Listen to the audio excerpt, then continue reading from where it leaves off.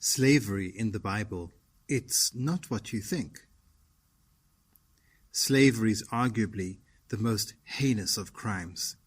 It has existed for as long as humanity has, and tragically, it still persists today in the form of human trafficking. It is estimated that more than 40 million people live as slaves today, with the majority living in India, China, Pakistan, Bangladesh, and Uzbekistan. Understandably, many Christians are uncomfortable that slavery seems to be endorsed in the Bible. After all, how could a holy God support such blatant evil? You may be surprised to learn that slavery under the Mosaic law was very different from slavery as we know it today. Here are 5 reasons why biblical slavery is not modern slavery. 1. Under the Mosaic law, kidnappers were executed. Exodus 21:16 says, "Anyone who kidnaps someone is to be put to death, whether the victim has been sold or is still in the kidnapper's possession." Many people become slaves because they are kidnapped, but under God's law, kidnappers would be put to death. Point 2. How did people become slaves? You may be surprised to know that they sold themselves into slavery for a limited time to pay off debt. Deuteronomy 15:12 says, "If any of your people, Hebrew men or women, sell themselves to you and serve you 6 years, in the 7th year you must let them go free." From this we learn that for Jews, slavery was temporary. It was a way of paying off debt.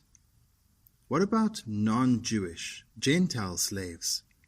We'll discuss this soon. 3. Jewish slaves would be generously paid when their term came to an end. Deuteronomy 15 says, "And when you release them, do not send them away empty-handed. Supply them liberally from your flock, your threshing floor, and your winepress." Under the Mosaic law, Jewish slaves would be paid liberally when set free. So at the end of 6 years, their debt would be gone, and they would be paid for their work.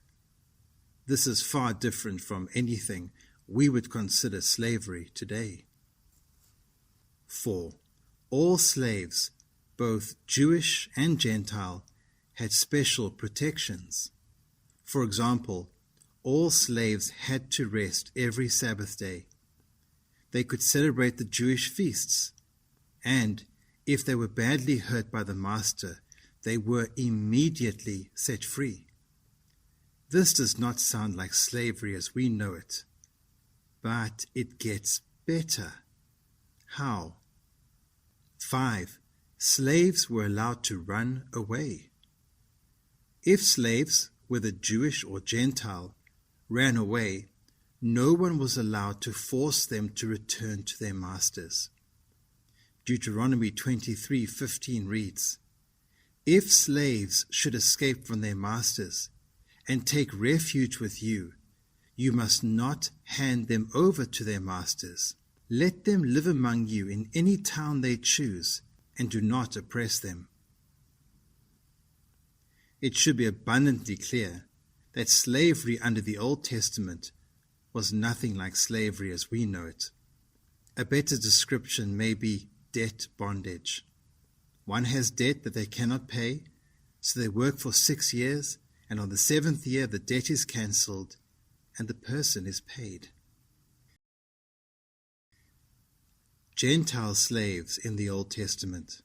Now, what about Gentile slaves? How were they treated?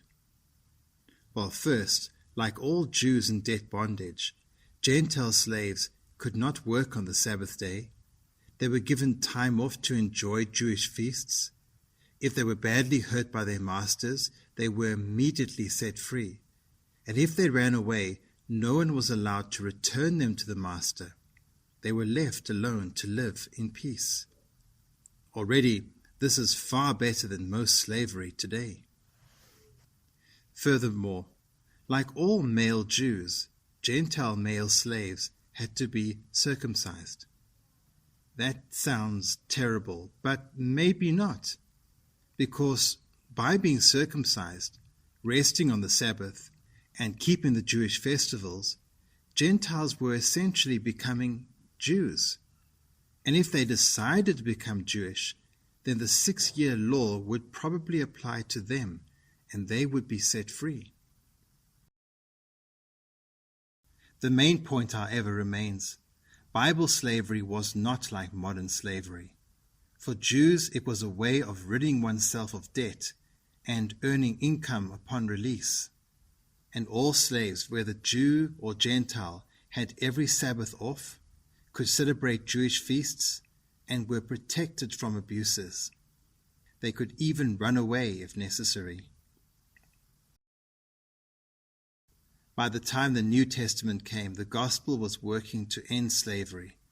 For example, we read in Galatians 3:28, "There is neither Jew nor Gentile, neither slave nor free, nor is there male or female, for you are all one in Christ Jesus." In Christ, Paul wrote that all people, slave or free, are equal. In 1 Corinthians 7:21, we read that slaves are encouraged to seek their freedom.